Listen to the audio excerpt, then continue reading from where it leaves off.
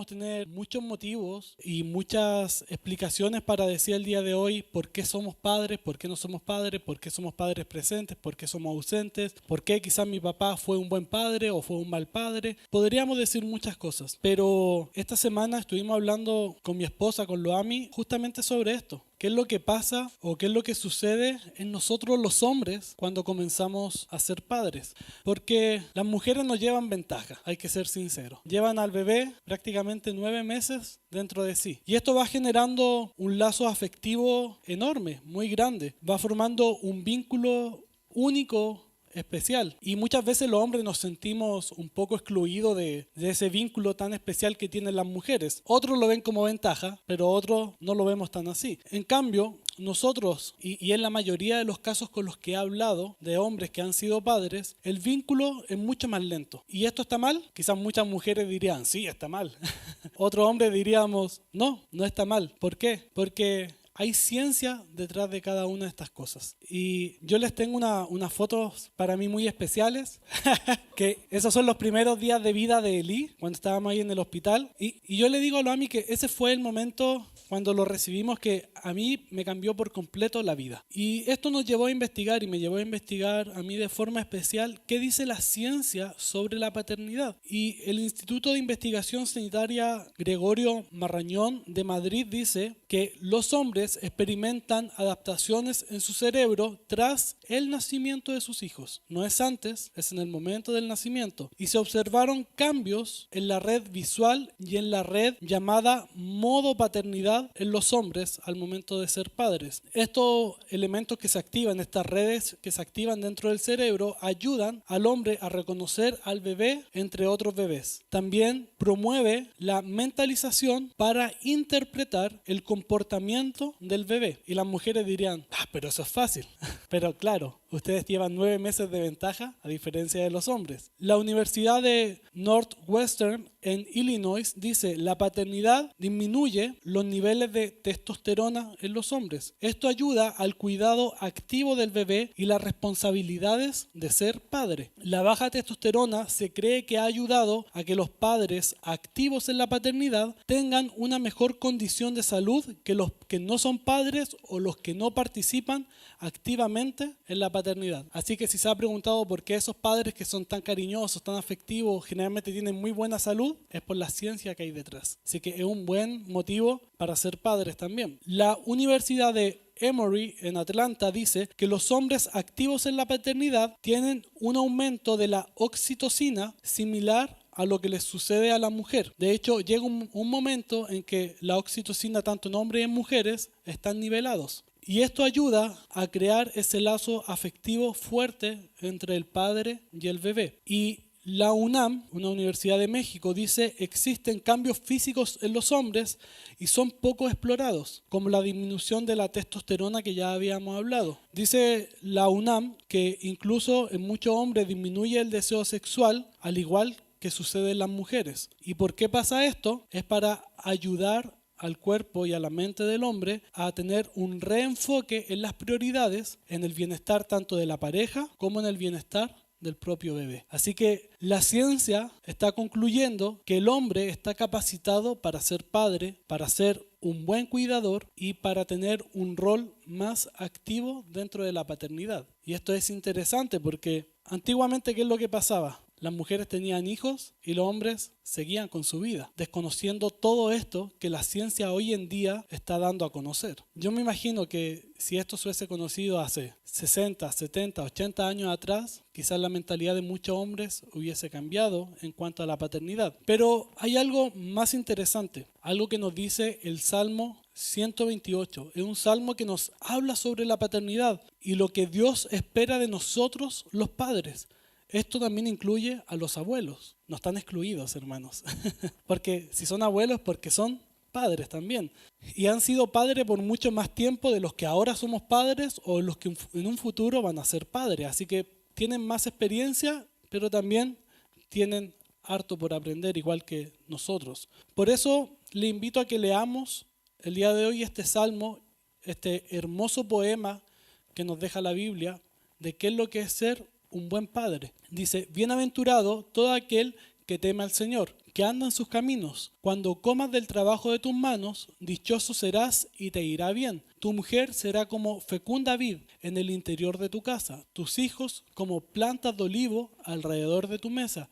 Así será bendecido el hombre que teme al Señor. El Señor te bendiga desde Sión. Veas la prosperidad en Jerusalén todos los días de tu vida y veas a los hijos de tus hijos. Paz sea sobre Israel. Bonito salmo, porque este salmo nos recuerda 3 cosas fundamentales para ser buenos padres y para no morir en el intento, pero también incluso para corregir si es que no hemos sido buenos padres. ¿Y qué es lo que nos dice este salmo? Que el buen padre teme al Señor, anda en sus caminos y trabaja. Le vi la cara a algunos, no les gustó. Pero esto es lo que nos enseña el salmo. Y de estas cosas vamos a hablar el día de hoy. Y cómo cada una de ellas repercute favorablemente en la vida de nuestras esposas, en la vida de nuestros hijos. Incluso el salmista dice que estas cosas se extienden a la vida de nuestros nietos. Así que si usted como hombre, como la cabeza de su hogar, como el padre de familia, quiere ver bendición en su hogar, en su casa, este mensaje es para usted el día de hoy. No es para el vecino, es para usted. Usted que vino, usted que no está viendo. Y lo primero, un buen padre teme al Señor. Es interesante que el salmista comienza diciendo que para ser un hombre bendecido hay que tener temor de Dios. Pero siempre he creído que la palabra temor genera un cierto rechazo por parte de la mayoría de las personas, pero se acrecienta más en los hombres que han sido enseñados a que no hay que temerle a nadie. Entonces cuando como hombre escuchamos hay que tener temor del Señor, no, ¿cómo? ¿Por qué? Yo no le tengo miedo a nadie. ¿Qué se cree Dios? Nos falta un poco más y decir eso. Otros asocian el temor a malas experiencias y en su gran mayoría justamente con sus padres. Esos padres que fueron abusivos, esos padres que fueron golpeadores, esos padres que vivían 24/7 enojados. Entonces cuando escuchamos temor de Dios, ¿qué es lo que le pasa a muchas personas? Se paralizan, rechazan por completo la idea de tenerle temor al Señor. Incluso otros rechazan a Dios, porque dicen, hay que tener temor de Dios, a Dios se le dice Padre, no quiero nada con Dios. Pero ¿qué es el temor de Dios? No es vivir paralizado por el miedo o por el pánico, sino que es vivir una vida de reverencia reconociendo la grandeza de Dios. Es entender que Él es santo y yo debo vivir bajo su santidad, aceptando su voluntad con alegría. Así que, hermano, hombre, varón, tú que eres padre, tú que eres abuelo, si te has preguntado qué es tener temor de Dios, es honrar y respetar al Señor. El libro de los Proverbios nos habla y nos muestra diversas formas de cómo es el verdadero temor de Dios, cómo es temerle a Dios correctamente, no ese temor de miedo, de pánico, sino que el temor reverencial. Proverbios 8:13 dice, el temor del Señor es aborrecer el mal, el orgullo, la arrogancia, el mal camino y la boca perversa, yo aborrezco. Entonces, una persona que teme al Señor es alguien que no le gusta lo malo. Hay que dejar eso claro y definido el día de hoy. Pero esas cosas malas internas del ser humano, como el orgullo, la arrogancia, también son cosas que no le gusta a Dios. Dios no se agrada de eso. A Dios no le gusta el hombre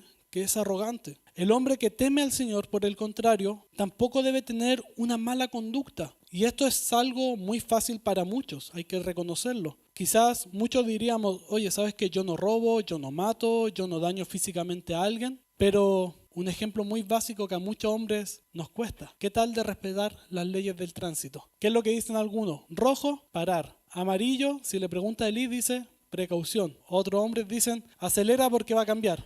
Y verde, dale fuerte. O verde oscuro, como dice Germán, es el amarillo. Pero el hombre que teme al Señor respeta incluso las leyes del tránsito. El hombre que teme a Dios no utiliza un lenguaje perverso. ¿Y qué es el lenguaje perverso? Es algo que corrompe, es algo que ofende. Por ejemplo, hablar en doble sentido. ¿Es un lenguaje perverso? Mentir, ¿es un lenguaje perverso? Insultar, ¿es un lenguaje perverso? Engañar con los labios, ¿es un lenguaje perverso? El ser una persona que no dice la verdad al 100%, siempre anda a medias tintas. Menoscabar a alguien, despreciar a alguien, humillar a alguien, ¿es un lenguaje perverso? Y les tengo una mejor. Los improperios, los garabatos, las groserías son un lenguaje perverso y lamentablemente muchos de nosotros hemos caído en este tipo de comportamiento. Pero debemos entender algo. Esto no le agrada al Señor. El hombre que teme al Señor no utiliza un lenguaje perverso. Al contrario, su boca habla bendición. Su boca habla de la santidad de Dios. Proverbios 1:7. El temor del Señor es el principio de la sabiduría. Los necios desprecian la sabiduría y la instrucción. Este proverbio nos señala que el principio del conocimiento es ¿qué? El temor del Señor. Pero el necio va a despreciar la sabiduría, va a despreciar la disciplina de Dios. ¿Y por qué? Porque no nos gusta que nadie nos mande. No nos gusta que nadie nos diga qué debemos hacer. Pero la sabiduría y la disciplina es algo contrario a lo que el mundo busca hoy en día. Si usted va y habla con cualquier persona, ¿qué le va a decir? 1000 cosas, pero nada sabio. Y si le pregunta dónde lo aprendió, como diría mi papá, en TikTok. Ya nadie lee libros, ya nadie estudia, ya nadie ve documentales. De hecho, a mí me ha impresionado que Loami le pone documentales a Eli de pingüinos. Y han estado aprendiendo sobre los pingüinos. Entonces, pero la gente en el mundo alrededor no busca la sabiduría, no busca el conocimiento, no busca aprender. Pero dígale cómo tirar una licencia falsa. Se la saben por libro, ¿cierto? La disciplina es algo que al ser humano no le gusta. ¿Por qué no le gusta? Porque yo soy dueño de mi vida. Y estamos equivocados. No somos dueños de nuestra vida. Dios es el dueño de nuestra vida. El día de ayer nos visitaba uno de mis primos que no vino. Le dijimos que viniera a la iglesia, así que si nos está viendo, le decimos tienes que congregarte. Estábamos jugando un juego de mesa que es justamente sobre orden. Ordenar cartas numéricamente. Y la caja del juego dice, el orden es diversión. Y uno dice, no es diversión. Sí es diversión. ¿Por qué? Porque ordenas tu vida. Algo tan simple como un juego que te enseña a ordenar las cosas, uno lo puede llevar a tu vida. Si tu vida está en orden, tu salud está en orden, tus finanzas están en orden, tus relaciones están en orden. Por eso es importante tener una vida de disciplina, sobre todo disciplina espiritual, donde hacemos morir la carne para que viva el Espíritu en nosotros. Esto es lo que el apóstol Pablo le aconseja a Timoteo y le aconseja a la iglesia. Haz morir la carne, pero que viva el fruto del Espíritu en ti. Proverbios 3, 7 al 8 señala lo siguiente: no seas sabio en tus propios ojos, teme al Señor y apártate del mal. Será medicina para tu cuerpo y alivio para tus huesos. Y es interesante lo que dice este proverbio. O sea, la persona que teme al Señor no es una persona que lo sabe todo, pero sí es una persona que huye del mal.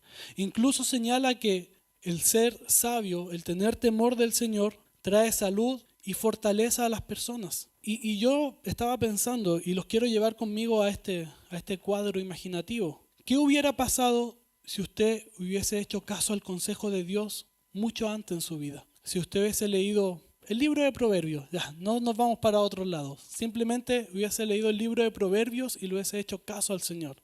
¿De cuántas cosas no se hubiese librado? ¿Cuántas enfermedades se hubiese evitado? ¿Cuántos malos ratos? ¿Cuántas discusiones? ¿Cuántas peleas? ¿Cuántos dolores de cabeza a sus padres, a sus esposas, a sus hijos? Entonces es interesante porque si uno lo piensa correctamente, lo que dice este proverbio es verdad. Una persona que es sabia, que no va a tomar malas decisiones, va a cuidar de su vida, va a cuidar de su salud, va a cuidar de sus finanzas, va a cuidar de sus relaciones. ¿Por qué? Porque es una persona sabia que teme al Señor. Y uno dice, ay, Gerardo se puso denso. Un poquito.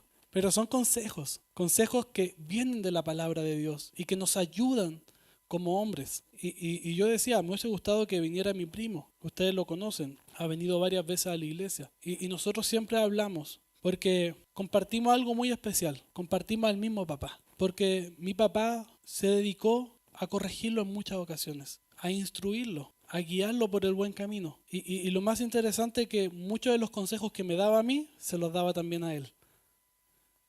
Y muchas de los buenos consejos y de las constantes repeticiones que nos hacía mi papá era, vayan a la iglesia, busquen de Dios. Empezamos a hacer caso. Y ha sido lo mejor para nuestras vidas. Pero también un buen hombre, un buen padre, anda en sus caminos, en los caminos del Señor. El salmista nos recuerda que para ser bendecidos debemos andar en los caminos del Señor. Y yo le pregunto, ¿usted quiere ser bendecido? Yo creo que todos queremos ser bendecidos. Todos queremos ver la bendición de Dios en nuestra vida, tanto espiritual como física, pero sobre todo la bendición espiritual. ¿Y cuál es el camino del Señor? Nos podríamos preguntar. Y yo estuve buscando y Ajit Fernando, un teólogo de la Universidad de Fuller, dice: el temor del Señor, el camino del Señor es una forma de referirse al discipulado cristiano que involucra doctrina, vida piadosa y la misión del Evangelio. Así que si usted quiere andar en los caminos del Señor, comprometa su vida en los grupos de hogar, en los grupos en casa. Esos son nuestros discipulados, es donde seguimos aprendiendo de la palabra del Señor. Involúcrese en la doctrina, conozca la Biblia, conozca la palabra de Dios, de tapa a tapa, del índice hasta los mapas, según la Biblia que tenga. Pero conozca su Biblia. Viva una vida piadosa. Y esto no significa así estar dando lástima, sino que significa que podamos ser misericordiosos y generosos con otros, que podamos ayudar a aquel que está desvalido. Y también involúcrese en la misión de la iglesia, que es alcanzar a los perdidos. Otro comentarista que respeto mucho, que ya falleció, el hermano Jack Cottrell, dice: el camino del Señor se conoce mediante la Escritura, o sea, la Biblia, y se sigue mediante la obediencia activa a Cristo como Señor. Qué bonita descripción de lo que es el camino del Señor. El camino del Señor se conoce mediante la Escritura. ¿Cómo conocemos qué es lo que le agrada al Señor? Por medio de su palabra. ¿Y cómo respondemos a su palabra? Siendo obedientes a Cristo como nuestro Señor y Salvador. Entonces el camino del Señor está relacionado en mi forma de vivir la vida, en el comportamiento que tengo hacia los demás, por la forma en cómo me expreso y cómo demuestro quién es Dios en mi vida. Porque ¿sabes qué? Cómo nos comportamos refleja quién es Dios. Entonces, si decimos que amamos a Dios, que amamos a los demás y que servimos al mundo, ¿cómo nos vamos a comportar? ¿Cómo nos vamos a relacionar con las demás personas? ¿Nos vamos a relacionar todo el día enojados, todo el día peleando, todo el día gritando? ¿O nos vamos a relacionar en amor, misericordia, gracia, perdón, buscando alcanzar a aquel que está perdido? Y algo que concuerdan estos teólogos que acabamos de ver y que concuerdan muchos otros cristianos a lo largo del mundo es que nuestro comportamiento refleja cuánto conocimiento tenemos de la palabra de Dios. Y estaba leyendo estos días otro libro muy fuera del tema que hablaba sobre el Espíritu Santo. Y este autor decía exactamente lo mismo. Decía, no importa cuánto hables del Espíritu Santo, no importa cuánto conozcas sobre el Espíritu Santo, lo que importa es cómo vives tu vida sabiendo y entendiendo quién es el Espíritu Santo. Porque eso va a reflejar tu conocimiento. Entonces, si nos comportamos igual que la gente que no conoce a Dios, no conocemos a Dios o conocemos un Dios distinto. Deuteronomio 6, versículos 6 al 8 dice: grábate en el corazón estas palabras que hoy te mando, incúlcaselas continuamente a tus hijos, háblales de ellas cuando estés en tu casa y cuando vayas por el camino, cuando te acuestes y cuando te levantes, átalas a tus manos como un signo, llévalas en tu frente como una marca y escríbelas en los postes de tu casa y en los portones de tus ciudades. Este pasaje es una ordenanza al pueblo de Dios. Es una ordenanza que tenían que cumplir siempre y lo siguen cumpliendo hasta el día de hoy. ¿Y cuál es esta ordenanza? Enséñale las palabras de Dios a tu hijo en todo lugar. Y esta es una tarea que marca la vida de muchos, pero también marca la vida de nosotros como padres. Yo me recuerdo que de muy chico mis padres me regalaban una Biblia y me hacían leer la Biblia. Era parte de lo que hacía durante la semana. Y era una Biblia bonita, con colores, dibujitos y todo. Pero eso fue marcando mi vida. También el tiempo que iba a la escuela dominical, que nos hacían aprendernos versículos, que yo siempre he sido malo para memorizar, me lo aprendía en el momento y me daba vuelta y se me olvidaban, pero fueron marcando mi vida. Y eso mismo le pasó a mi esposa. Ese tiempo de ser instruida desde pequeña en las cosas del Señor fue marcando su vida. Por eso es importante dedicar tiempo a que nuestra familia conozca la palabra de Dios, porque marca nuestra vida. Es algo importante y es una tarea, sí, pero es una tarea que tiene beneficios, que tiene bendición. Y ahora debemos preguntarnos, ¿Tendrá beneficio invertir nuestro tiempo y nuestro esfuerzo en la enseñanza de la palabra de Dios en nuestros hijos o en nuestros nietos? Amén, ¿cierto? Tiene beneficios. Porque algunos pueden decir, bueno, es que mis hijos ya están todos grandes, pero quizás tienen nietos. Y los nietos dicen algunos que son como los segundos hijos y que los consienten más.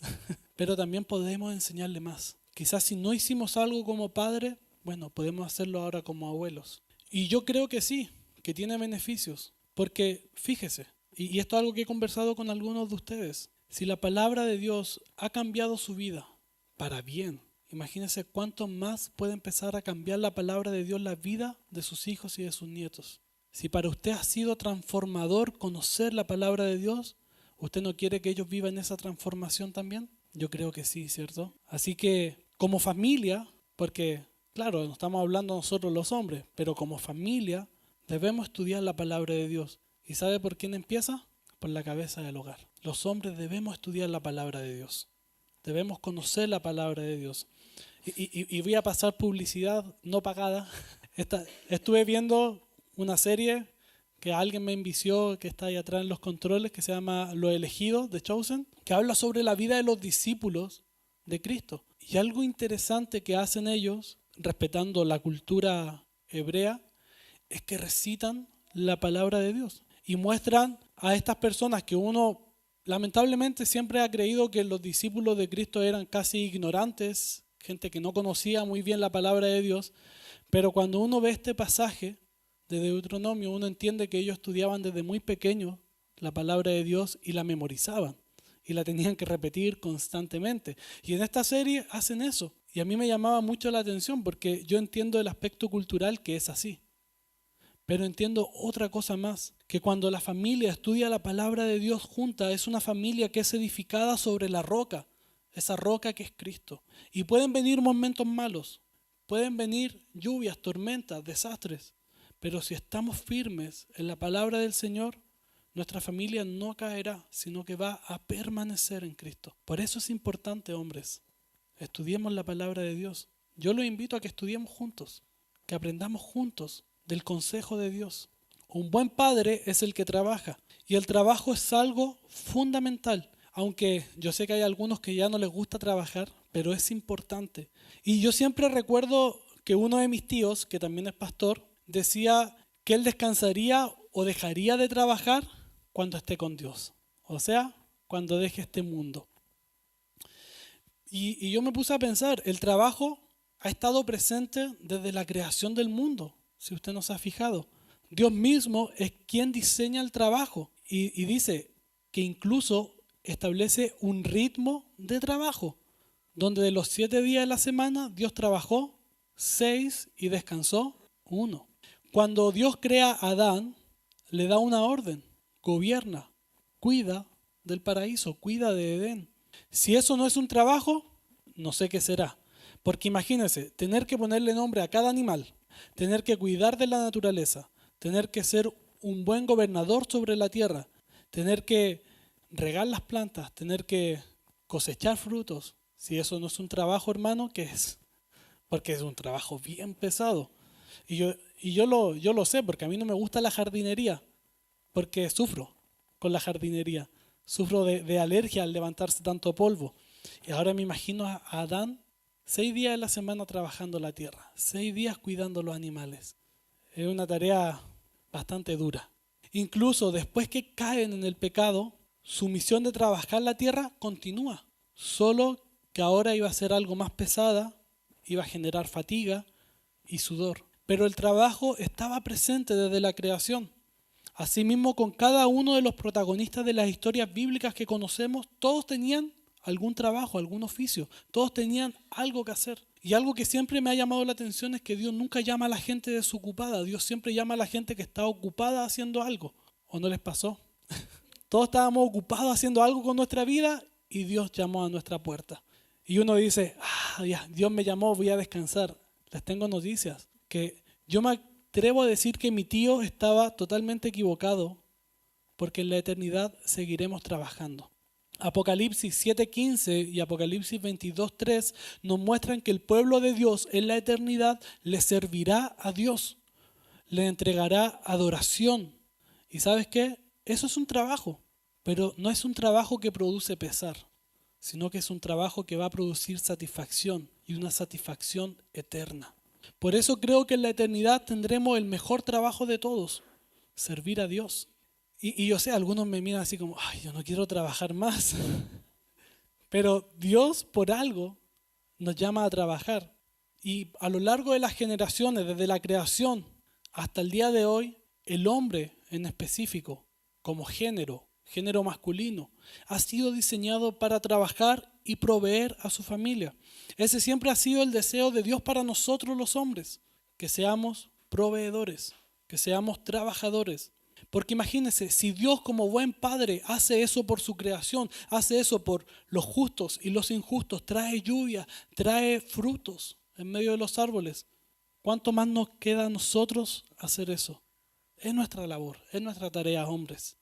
Y sabes que algo que me encanta es que a esta condición de trabajar, se le conoce como uno de los tantos atributos comunicables de Dios y que nosotros podemos y debemos imitar.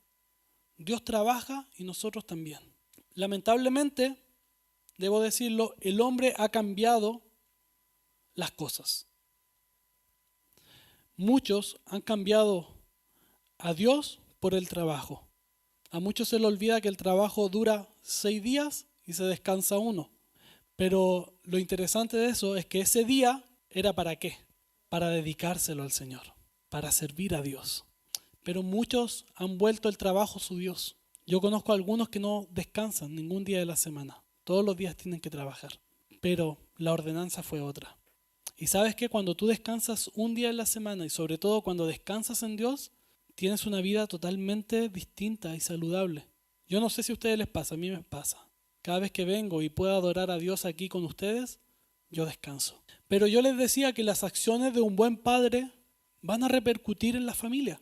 El salmista dice que cuando el hombre teme al Señor y anda en sus caminos y trabaja, va a ser dichoso y le irá bien.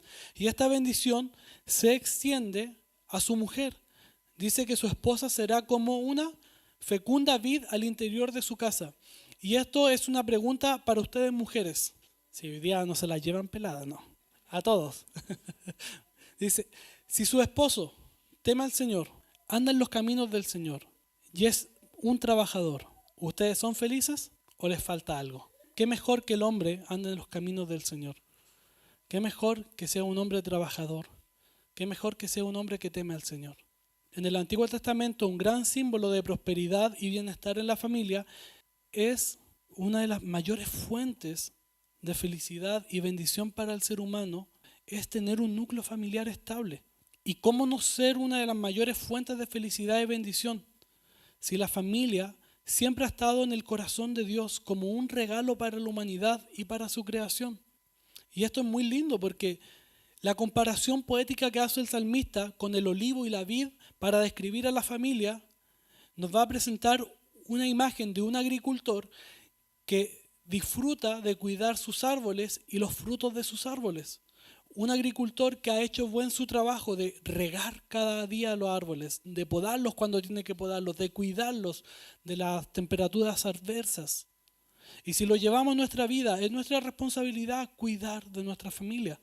Es nuestra responsabilidad hacer que la familia busque del Señor, traer el río de la presencia de Dios a nuestras vidas, regar con el agua de vida eterna que es Cristo Jesús.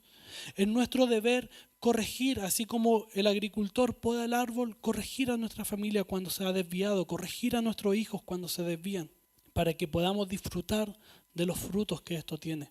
Y esto nos muestra a un hombre que trabaja duro por la familia, no por fines egoístas, sino que por amor, por cuidar de cada uno de ellos. Y cuando yo pienso en estas comparaciones que hace el salmista, automáticamente pienso en el reino de David y Salomón, donde había prosperidad a causa de la bendición de Dios. Pero también nos va a presentar una imagen mesiánica Y quiero que leamos juntos Miqueas 4:4. Dice, cada uno se sentará bajo su parra y bajo su higuera, y no habrá quien los atemorice, porque la boca del Señor de los ejércitos ha hablado. Pero no solo eso, podríamos pensar también en Zacarías 3:10, donde dice, aquel día declara el Señor de los ejércitos, convidará cada uno a su prójimo bajo su parra y bajo su higuera. Estas dos plantas nos muestran el cuidado y la bendición de Dios. Y así debe ser la familia que vive bajo la bendición y el temor de Dios. Por eso el salmista hace esta comparación, para que nosotros pensemos en las bendiciones de Dios, en el cuidado y la protección de Dios. Porque la familia es un lugar seguro. La familia debe ser un lugar seguro. Pero ¿cuándo va a ser un lugar seguro? Cuando temamos al Señor, cuando busquemos de Él, cuando andemos en sus caminos. Y yo les decía que no solo a nuestros hijos, sino que la bendición de Dios alcanza y abarca hasta la próxima generación. Una de las bendiciones más hermosas para cada uno de los que están aquí es ver a los hijos de sus hijos, ¿o no? Hay algunos que están recién convirtiéndose en abuelos, otros ya llevan más tiempo de ventaja en eso, pero la mayoría de ustedes que tienen nietos, el salmista les dice que esto es una bendición de Dios para sus vidas, también para la vida de los padres. Es por esto que es tan necesario que lo que hacemos como padres sea buscar de Dios. Porque así como muchos han sido marcados negativamente por la vida de los padres, nosotros tenemos la oportunidad de marcar positivamente la vida de nuestros hijos, pero también la vida de nuestros nietos. Si buscamos de Dios, vamos a marcar no solo nuestras vidas, sino que la vida de nuestros hijos y de nuestros nietos. Y si ellos siguen en el camino del Señor, la bendición seguirá extendiéndose. Así que tú, padres, tienes una gran tarea. Tú tienes la oportunidad de hacer la diferencia para tu esposa, tus hijos e incluso para tus nietos. Así que, queridos padres, este salmo no es solo poesía, es un modelo de vida que nos deja la Biblia. Es el retrato de lo que Dios sueña para tu vida. Dios quiere que seas un hombre que camina en reverencia delante de Él. Un hombre que se esfuerza por alcanzar y respetar a su prójimo, que bendice a los suyos con su ejemplo, con su vida, con su carácter. Y la pregunta que debemos hacernos el día de hoy, ¿he sido un padre perfecto? Quizás no, pero podríamos hacernos mejor la siguiente pregunta. ¿Estoy dispuesto a ser el hombre que Dios quiere?